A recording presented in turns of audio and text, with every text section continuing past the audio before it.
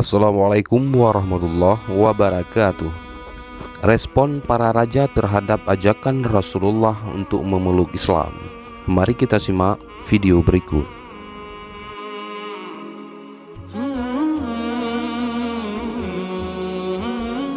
Rasulullah menggunakan beberapa cara dan strategi dalam mendakwahkan Islam. Di samping dakwah secara langsung, berceramah, berpidato atau berkhutbah, Nabi Muhammad dalam berdakwah juga memakai surat. Rasulullah menyurati beberapa raja, kepala suku, dan tokoh di sekitar semenanjung Arab agar mereka meninggalkan agama lamanya dan memeluk Islam.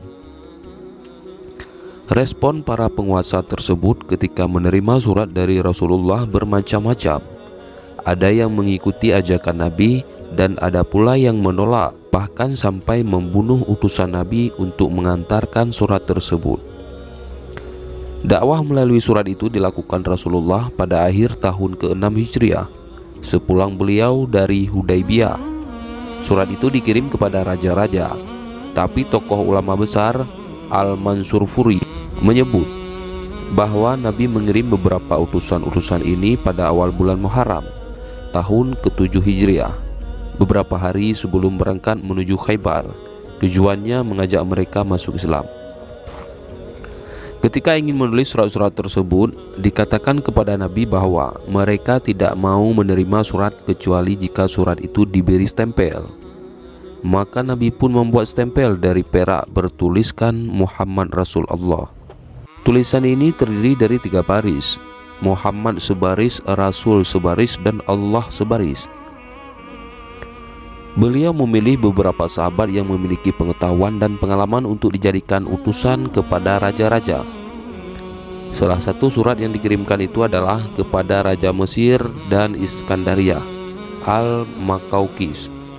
Nabi menulis surat kepada Juraij bin Matta yang bergelar Al-Mukaukis. Berikut isi surat itu.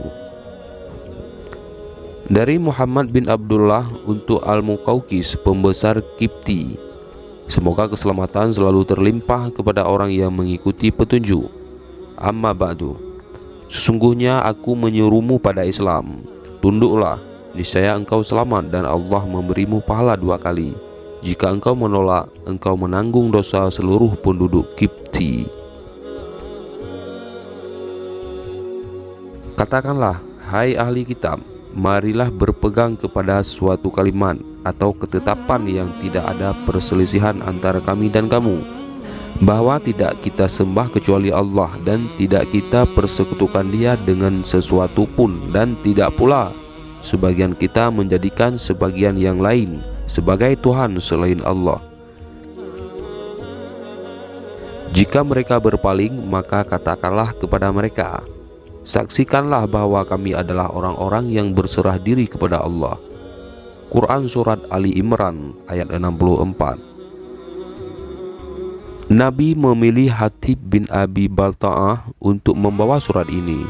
Ketika Hatib masuk menjumpai Makaukis, ia berkata kepadanya, sebelum kamu ada raja yang menganggap dirinya adalah Tuhan yang maha tinggi, lalu Allah mengazabnya dengan azab di akhirat dan azab di dunia. Allah telah menyiksanya, maka ambillah pelajaran dari orang lain. Jangan orang lain mengambil pelajaran darimu. Makaukis menjawab, sesungguhnya kami telah mempunyai agama tersendiri yang tidak akan kami tinggalkan kecuali karena ada agama yang lebih baik darinya. Hatib berkata, kami mengajakmu kepada agama Islam yang telah dicukupkan oleh Allah, maka tinggalkanlah agama selainnya. Sungguh Nabi ini telah mengajak manusia. Kemudian yang paling menentangnya adalah kaum Quraisy, yang paling memusuhinya adalah orang Yahudi, dan yang paling dekat dengannya adalah orang-orang Nasrani. Sungguh tidaklah kabar gembira yang dibawa Musa mengenai Isa melainkan seperti kabar gembira yang dibawa Isa mengenai Muhammad. Dan tidaklah ajakan kami kepadamu kepada Al-Quran kecuali seperti ajakanmu kepada ahli Taurat kepada Injil.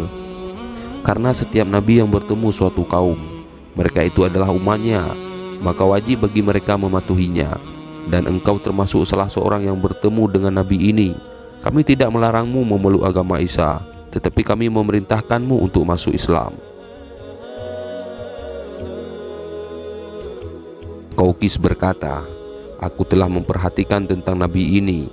Aku dapati ia tidak memerintah hal yang tidak disukai dan tidak melarang hal yang disukai. Ia bukanlah seorang tukang sihir yang sesat dan bukan pula seorang dukun pembohong. Aku temukan tanda kenabian padanya ketika ia dapat mengeluarkan sesuatu yang disembunyikan dan menceritakan sesuatu yang dirahasiakan. Seterusnya aku akan mempertimbangkan dulu." Maka Qaukis kemudian mengambil surat Nabi itu, lalu diletakkan dalam sebuah bejana kecil yang terbuat dari gading. Ia memberi stempel di atasnya lalu diserahkan kepada seorang pelayannya. Kemudian ia memanggil tukang tulis yang mengerti bahasa Arab, lalu menulis surat balasan kepada Nabi. Dengan nama Allah yang Maha Pengasih lagi Maha Penyayang, kepada Muhammad bin Abdillah dari Qaukis, pembesar bangsa Qibti Mesir, keselamatan atasmu, amma ba'du. Suratmu telah kubaca dan aku memahami apa yang engkau sebutkan di dalamnya dan apa yang engkau serukan. Aku tahu bahwa seorang nabi masih ada dan tadinya aku mengira ia akan muncul dari negeri Syam. Utusanmu telah aku muliakan dan aku kirim untukmu 2 orang perempuan yang keduanya mempunyai kedudukan yang tinggi di Mesir.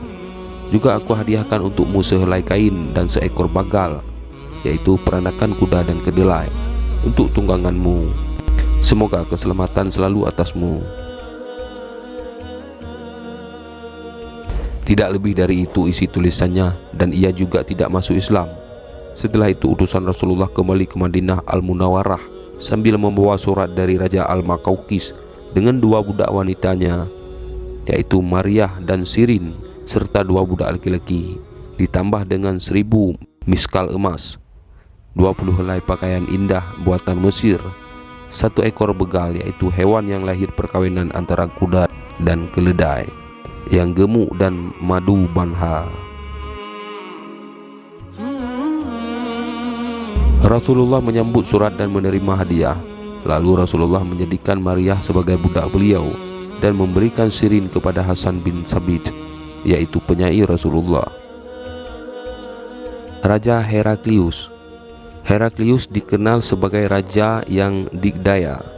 Di bawah pemerintahannya Romawi Timur memiliki wilayah kekuasaan yang sangat luas.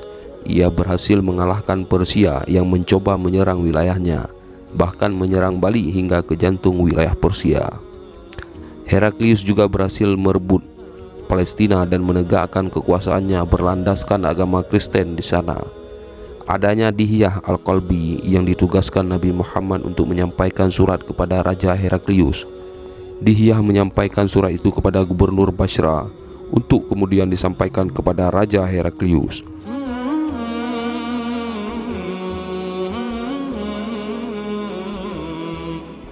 Setelah membaca surat dari Nabi, Heraklius mengumpulkan para pembesar kerajaan. Semula Heraklius disebutkan mempercayai kebenaran yang dibawa Nabi Muhammad. Namun karena para pembesar dan rakyatnya tidak menghendaki rajanya menjadi seorang muslim, maka Heraklius tetap mempertahankan agama lamanya, yaitu Kristen. Dalam satu kesempatan, Heraklius juga pernah berbicara dengan Abu Sufyan bin Harb tentang Nabi Muhammad. Dalam obrolan itu, Heraklius menyampaikan beberapa pertanyaan terkait Nabi Muhammad, mulai dari nasab hingga akhlaknya. Abu Sufyan mengonfirmasi semua pertanyaan yang diajukan Heraklius tersebut. Dalam hadis riwayat Bukhari dan Muslim, Heraklius mengaku kalau Rasulullah akan keluar, namun ia tidak menyangka kalau Rasulullah muncul dari bangsa Arab Makkah. Seandainya aku tahu bahwa aku akan sampai kepada masanya, pasti aku sangat ingin bertemu dengannya. Seandainya aku ada di hadapannya, pasti aku basuh kakinya, kata Heraklius. Kemudian Raja Negus. Raja Negus adalah penguasa Abyssinia yang juga mendapat surat dari Nabi Muhammad. Utusan yang dikirim adalah Ammar bin Umayyah Ad-Damiri. Sang raja menyambut utusan Nabi tersebut dengan sangat baik. Dia juga mengetahui kalau akan datang seorang Nabi setelah Nabi Isa alaihissalam. Lantas apakah Raja Negus memeluk Islam setelahnya itu? Ada riwayat yang menyebutkan kalau Raja Negus akhirnya memeluk Islam setelah peristiwa itu. Ada juga yang menyebut kalau Raja Negus hanya berbuat baik kepada umat Islam, termasuk menyediakan kapal untuk mereka berhijrah ke wilayahnya. Riwayat lain juga menyatakan bahwa Negus ini bukanlah Negus yang memeluk Islam dan yang Nabi Muhammad sholat gaib untuknya ketika dia wafat. Kemudian Munzir bin Sawi, Nabi menugaskan Al-Ala bin Al-Hadrami untuk mengantar surat kepada Munzir bin Sawi, yaitu penguasa Bahrain ini menerima baik ajakan Nabi Muhammad untuk memeluk Islam. Meski demikian, Nabi Muhammad memperingatkan sang raja agar tidak memaksa seseorang untuk memeluk Islam. Bagi pemeluk Yahudi atau Majusi, mereka tetap diperbolehkan untuk menetap di Bahrain, asal membayar jizyah untuk keamanan dan kesejahteraan.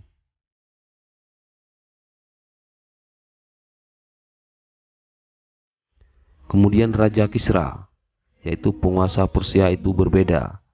Respon Raja Kisra begitu keras ketika menerima surat Nabi yang dibawa Abdullah bin Huzafa As-Sahmi.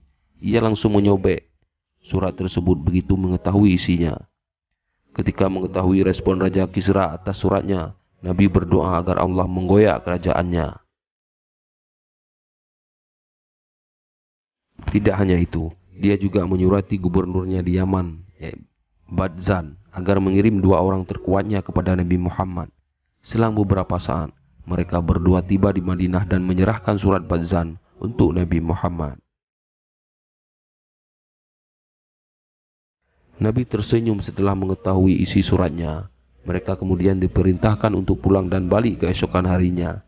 Sampaikan kepada teman kalian Badzan bahwa Tuhanku sudah membunuh Kisra, yaitu tuannya, malam ini 7 jam yang lalu, kata Nabi Muhammad kepada 2 utusan tersebut.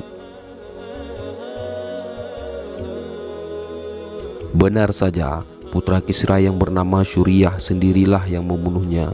Kekuasaan kerajaan Kisra juga terkikis sedikit demi sedikit hingga akhirnya hilang total setelah kalah menghadapi serangan pasukan umat Islam pada 637 Masehi atau 8 tahun setelah Nabi berdoa. Di samping itu, Nabi Muhammad juga mengirimkan surat kepada para penguasa wilayah di sekitar semenanjung Arab, di antaranya Gubernur Basra, Syurahbil bin Amr al-Ghassani. Namun sayangnya, Haris bin Umair al-Azadi, utusan Nabi yang bertugas menyampaikan surat kepada penguasa Basra, dibunuh sebelum sampai ke tempat tujuan. Riwayat lain menyebutkan dia dibunuh ketika tiba di hadapan Syurahbil, dan Harislah satu-satunya utusan Nabi yang dibunuh. Wallahu a'lam bishawab. Wassalamualaikum warahmatullahi wabarakatuh.